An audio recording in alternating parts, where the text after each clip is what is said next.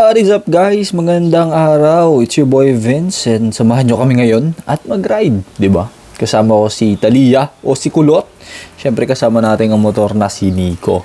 At tayo may chill ride with tropa. So around 4:30 guys, nagkita-kita kami pero 5:15 pa kami nakaalis dahil may isang late. Hindi ko napapangalanan kung sino ka man. Pero itong way na to is papuntang Teresa dahil may dadaanan pa kaming isa naming tropa. Siyempre mas masaya, mas marami, 'di ba? So, ride safe sa ating lahat. Nga pala, nakalimutan kong sabihin.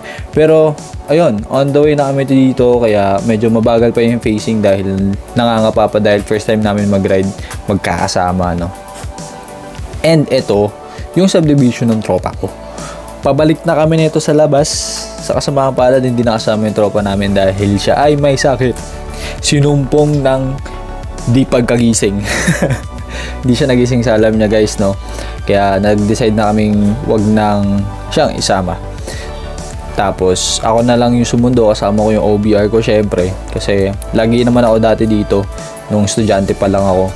Nung naglalakad pa lang ako. Pero ngayon nakamotor na, ngayon lang ako nakabalik.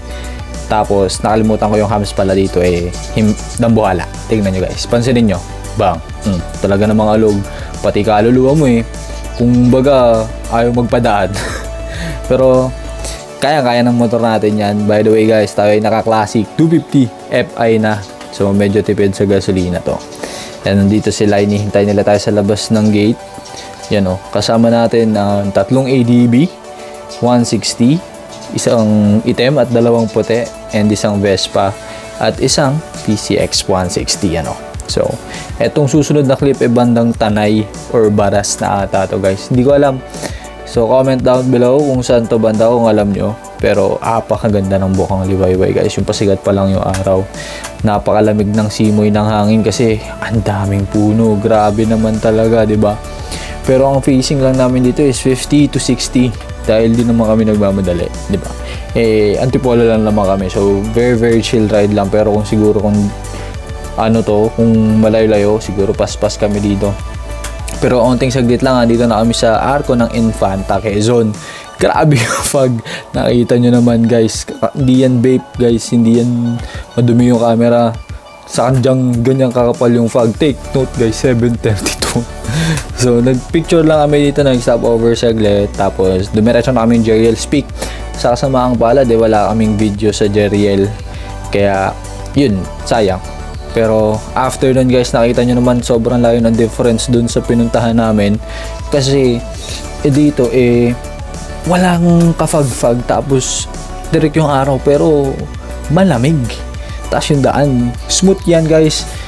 Mukha lang hindi. Pero kahit hindi yan aspaltado, grabe yung smooth ng daan, hindi matagtag. Kaya sobrang chill pa rin kami dito. Ini-enjoy na lang namin yung view. Pero yun nga, nagpicture na lang kami habang kumakain guys. Wala kaming video. Pasensya na po. Ayan. Last stop namin is itong tulay sa baba ng Jeriel Peak. Tapos nagpicture lang kami dito. Tapos maya umuwi na din kami. Pero grabe yung view dito. Sobrang chill nung scenery. Ang sarap sa mata. Pero saan kaya kami susunod ipapadpad ni Nico ang ating motor? So, yun lang ngayon guys. Bye-bye!